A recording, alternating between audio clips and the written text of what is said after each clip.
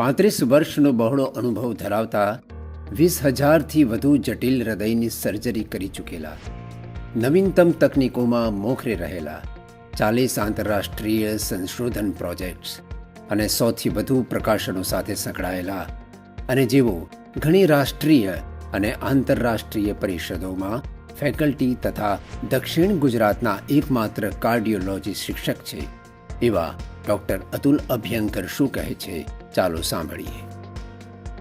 હું છું ડૉક્ટર અતુલ અભ્યંકર અને આજે આપણે જાણીએ એક નવી ટેકનોલોજી વિષય જેનું નામ છે QFR. એન્જિયોગ્રાફી જે એક જમાનામાં ગોલ્ડ સ્ટેન્ડર્ડ હતું એની પણ ઘણી બધી મર્યાદાઓ છે અને આ મર્યાદાઓના આગળ જવા માટે અલગ અલગ ટેકનિકનો ઉપયોગ કરવામાં આવે છે. એમાંથી એક ટેકનિક છે QFR. ચલો જાણીએ QFR વિશે. એન્જિયોગ્રાફીની એક મુખ્ય મર્યાદા છે કે જ્યારે એ બ્લોક 50થી 70% વચ્ચે હોય, કારણ કે આ જે ટકાવારી છે એ આંખથી કરેલું મોજમાપ છે, એટલે જ આપણે એમાં કોઈવાર એક્યુરસી લાવવું પોસિબલ હોતો નથી. એના માટે સૌથી પહેલાં એક પદ્ધતિ વિકસિત થઈ, તેનું નામ હતું FFR અથવા ફ્રેક્શનલ ફ્લો રિઝર્વ. આજે પણ આ પદ્ધતિનો ઉપયોગ કરવામાં આવે છે, પણ એનો ખર્ચો ખાસો વધારે છે. એના માટે એન્જિયોગ્રાફી સાથે સાથે એક વાયર હૃદયની ધમનીમાં મૂકવી પડે છે.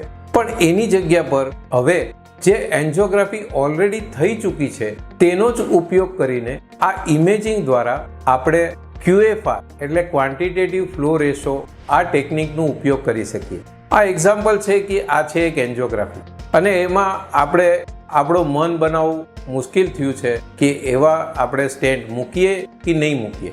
આ જ એન્જિયોગ્રાફીનું આપણે એક અલગ સોફ્ટવેરથી QFR નું એનાલિસિસ કરીએ. આ છે QFR નું એનાલિસિસ, જેની અંદર આપણને આની વેલ્યુ બતાવે છે કે જે 0.8 કરતાં નીચે છે. એનો મતલબ કે આ બ્લોકેજ આ મહત્વનું છે અને એમાં એન્જિયોપ્લાસ્ટી કરવી જરૂરી છે. FFR કરતાં QFR નું બીજો એક અલગ ફાયદો છે કે તે આખા ધમનીની પરિસ્થિતિ વિશે આપણને જાણ કરે છે.